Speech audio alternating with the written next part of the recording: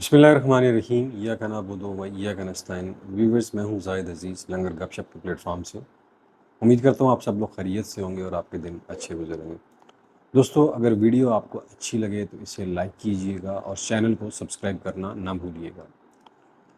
आज जुमे का दिन है जी, और काफ़ी सारी न्यूज़ हैं आपके साथ शेयर करने वाली। और सबसे जो अच्छी बात ये है कि रात को भी ट्विन सिटीज़ में बारिश हुई है और अभी भी सुबह से मौसम बारिश का बना हुआ है। दुआ करेंगे अल्लाह पाक रहम फरमाए और रहमत वाली बारिश अता फरमाए। दोस्तों, पाकिस्तान का जो सियासी महाज है उसके ऊपर गर्मा गर्म न्यूज़ हैं। सबसे पहले तो आपने कल देखा जो इलेक्शन ट्रिब्यूनल्स के ऊपर लार्जर बेंच बना था, 5 रुकनी हम ख्याल बेंच जिसे कहा जाता है। वहाँ पे इलेक्शन कमीशन की जो पिटीशन थी, लाहौर हाई कोर्ट ने जो फ़ैसला दिया था, जो 8 जजेस लगाए थे इलेक्शन ट्रिब्यूनल्स में, उसके ख़िलाफ़ पिटीशन जो है वो इलेक्शन कमीशन ने काज़ी साहब की अदालत में दी थी। और ये इस्तदा की थी कि ये बेंच जो है इनको मुस्तरद किया जाए। तो उस बेंच ने ये कहा था कि ये लार्जर बेंच के सामने केस पेश किया जाएगा। और फिर लार्जर बेंच जो बनाया गया वो 5 हम ख्याल जजेस के ऊपर, ये तजिया नगारों का कहना है, काज़ी साहब ने अपनी मर्ज़ी के जज का बेंच बनाने में कामयाब हो गए। और फिर उसमें जब हियरिंग हुई तो उसमें भी काफ़ी बदमज़गी पैदा हुई। इलेक्शन कमीशन के वकील पेश हुए, फिर नियाज़ुल्लाह नियाज़ी जो थे वो पेश हुए, और उनकी चीफ़ जस्टिस के साथ काफ़ी तल्ख़ कलामी भी हुई। और उन्होंने चीफ़ जस्टिस के ऊपर अदम एतमाद का इज़हार भी कर दिया और उन्हें ये कहा कि आप इस बेंच से अलग हो जाएं। तो जिसके ऊपर चीफ़ जस्टिस जो है वो काफ़ी बरम हुए। बाकी जजेस ने भी कहा जी हम तो यहाँ इज़्ज़त कमाने के लिए आते हैं और आपने हमारे ऊपर एतराज़ किया है। फिर नियाज़ुल्लाह नियाज़ी ने कहा जी कि हमें आपके ऊपर कोई एतराज़ नहीं है, आप बेंच में बैठें, लेकिन जो जस्टिस काज़ी फ़ाइज़ ईसा साहब है इन्हें बेंच में नहीं बैठना चाहिए। और पिछली अगर रवायात को भी देखा जाए तो उसमें हाई कोर्ट का, सुप्रीम कोर्ट का फ़ैसला मौजूद है कि काज़ी साहब जो हैं वो पीटीआई के स्पेशली जो केसेस हैं उनमें नहीं बैठ सकते, लेकिन इसके बावजूद वो बैठे क्योंकि उनका जो मेन पर्पस था वो इलेक्शन कमीशन ऑफ पाकिस्तान को रेस्क्यू करना था। और उन्होंने देखा कि रेस्क्यू किया और मामला दोबारा जो है वो हाई कोर्ट लाहौर को भेज दिया। जस्टिस साहबा जो नई आई हैं, आलिया नीलम साहबा को भेज दिया कि आप और इलेक्शन कमीशन आपस में बैठ के कोई फ़ैसला कर लें। असल में मसला ये है कि आप जानते हैं कि 78 या 80 के करीब जो सीट्स हैं पंजाब की, वो जहली मैंडेट के ऊपर हैं। फॉर्म 47 के ऊपर वो लोग जीते हुए हैं, जिसमें आपकी वज़ीर आला भी शामिल हैं और फिर काफ़ी सारे और जो इम्पोर्टेंट लोग हैं पीटीआई के जो पंजाब से जीते हुए हैं वो सारे शामिल हैं और उनके ख़िलाफ़ अदालत में केसेस चल रहे हैं।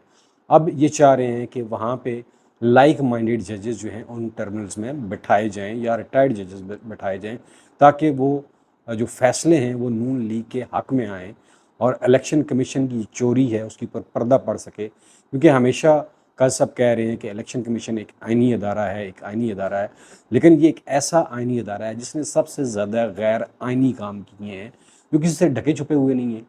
इसी तरह आप ये देख लें कि फिर एक और बात बताना भूल गया कि नियाज़ुल्लाह नियाज़ी जो थे ये अटारनी जनरल भी रह चुके हैं और उन्होंने बिल्कुल वाशगाफ अल्फाज में चीफ़ जस्टिस काज़ी फ़ाइज़ को कहा कि मेरा मुँह न खुलवाएं, मैं बहुत कुछ जानता हूँ, मैं आपके सामने 3 साल अटारनी जनरल के तौर पे पेश होता रहा हूँ।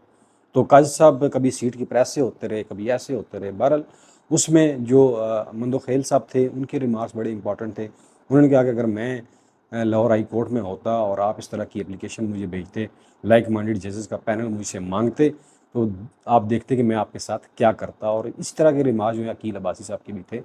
बहरहाल फिर जजेस उठ के चले गए और काज़ी साहब ने उन्हें कायल किया और ये फ़ैसला दे दिया। यानी कि जहाँ पे भी इलेक्शन कमीशन फंसता है उसे काज़ी साहब रेस्क्यू करते हैं। और काज़ी साहब की जो जानबदारी है वो ज़ाहिर हो चुकी है काफ़ी सारे केसेस में। अगर ये वाकई चीफ़ जस्टिस ऑफ पाकिस्तान हैं और इन्होंने अपना हलफ जो है वो पाकिस्तान के आइन के मुताबिक लिया हुआ है, तो फिर इन्हें अगर कोई डर ख़तरा नहीं है तो इन्हें फिर ये पीटीआई के जितने भी केसेस हैं वो नहीं सुनने चाहिए। अगर ये इनके हाथ साफ़ हैं तो ये कह दें ठीक है जी, मैं आज के बाद पीटीआई का कोई केस नहीं सुनूंगा, लेकिन वो ऐसा कर नहीं सकते हैं।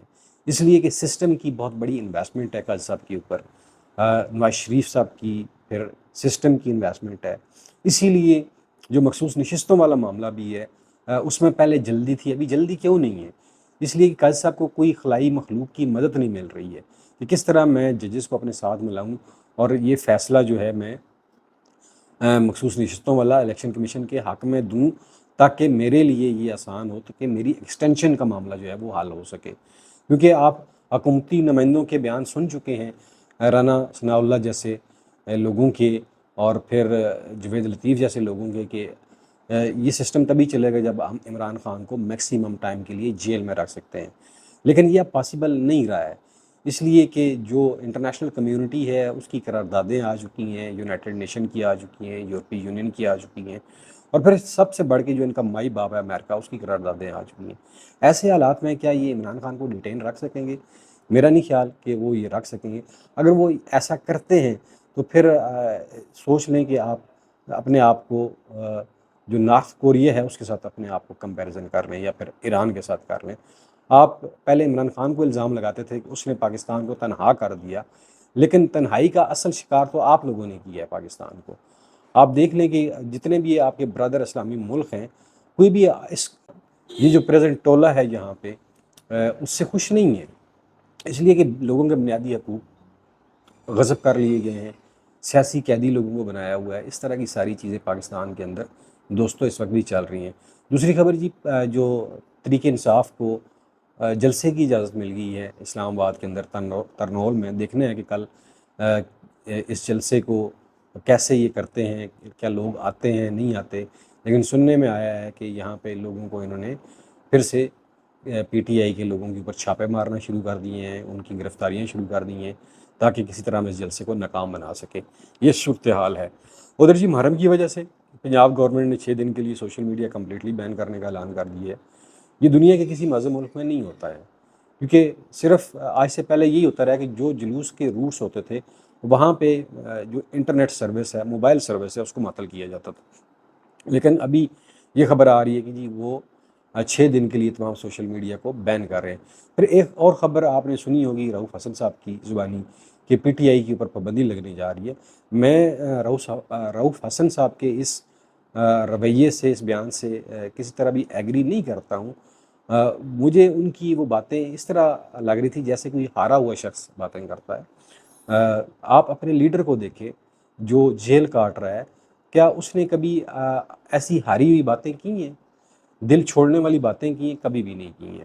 اور جو لوگ یہ ڈنڈورا پیٹ رہے ہیں کہ جو پنجاب گورنمنٹ نے عمران خان کے اوپر کیسز بنانے کی بات کی ہے اور غداری کے سنگین مقدمہ بنائیں گے تاکہ ان کو سزائے موت کی طرف خدا نخواستہ لے کر جائے، تو ایسا پاسبل نہیں ہے۔ پاکستان میں آپ کیا سمجھتے ہیں کہ ایک چیف جسٹس کی وجہ سے سارا نظام بدل جائے گا؟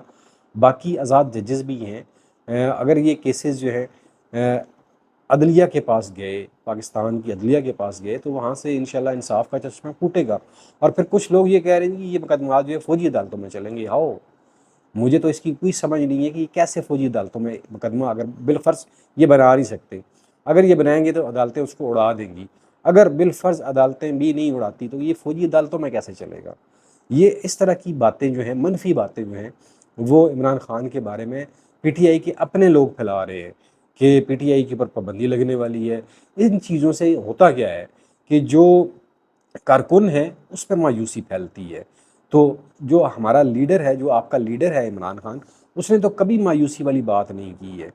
تو اس نے کیا کہا ہے کہ مجھے موت قبول ہے لیکن میں کسی ڈیل کے تحت باہر نہیں آؤں گا، نہ مجھے کوئی ڈیل منظور نہیں ہے، نہ میں ملک سے باہر جاؤں گا، وہ یہ کہہ رہا ہے۔ اور آپ لوگ اس طرح کی باتیں کر رہے ہیں۔ پھر جو اندرونی معاملات تھے پی ٹی آئی کے، ان کے اوپر بھی سیر حاصل بحث ہوئی ہے جو کافی حد تک سیٹل ہو گئے ہیں۔ اب سب سے بڑا جو مسئلہ ہے، جو لوگ پی ٹی آئی کو چھوڑ کے گئے تھے، کیا ان کی پارٹی میں جگہ ہے یا نہیں ہے؟ اس کے اوپر مختلف طرح کی بیان بازیاں بھی ہو رہی ہیں، شو ٹاکس جو ہیں ٹی وی کے اوپر، ان کے اوپر بھی باتیں ہو رہی ہیں۔ دیکھیں، ان کا فیصلہ عمران خان بڑا کلیئر کر چکا ہے کہ جب میں واپس آؤں گا تو کروں گا، اور عمران خان فیصلہ جو پی ٹی آئی کے سپورٹرز ہیں، ووٹرز ہیں، ان کی امنگوں کے مطابق ہی کریں گے، آپ دیکھ لیجئے گا۔ کیونکہ ابھی وہ وقت گزر گیا کہ پی ٹی آئی کو کسی الیکٹیبلز کی ضرورت تھی۔ اب پی ٹی آئی کسی کو بھی کھڑا کرے وہ جیت جائے گا۔ آپ نے 8 فروری کے الیکشن میں دیکھ لیا، یہ ساری چیزیں ہیں۔ اور پاکستان کو جس طرح مینج کیا جا رہا ہے، چلایا جا رہا ہے، جس طرح کل میں نے آپ کو بتایا کہ بجلی کے ریٹس جو ہیں وہ بڑھا دیے گئے. ابھی جو بنیادی ٹیرف ہے وہ پر یونٹ 48 روپیز کا اور ڈیکسس ڈال کے تقریباً 60-65 روپے کا پڑ رہا ہے. تو کیا ان حالات میں آپ سمجھتے ہیں کہ یہ ملک چل سکتا ہے؟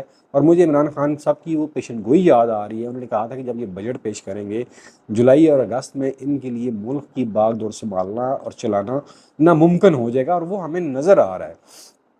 آج پیٹرولیم جو ڈیلر ایسوسیشنز ہیں، جو ڈرائیورز ہیں ٹریلر جن کے ذریعے پیٹرول جو ہے وہ آتا ہے مختلف شہروں کے اندر، ان کی ہڑتال ہے، اور پشاور سے لے کر کراچی تک.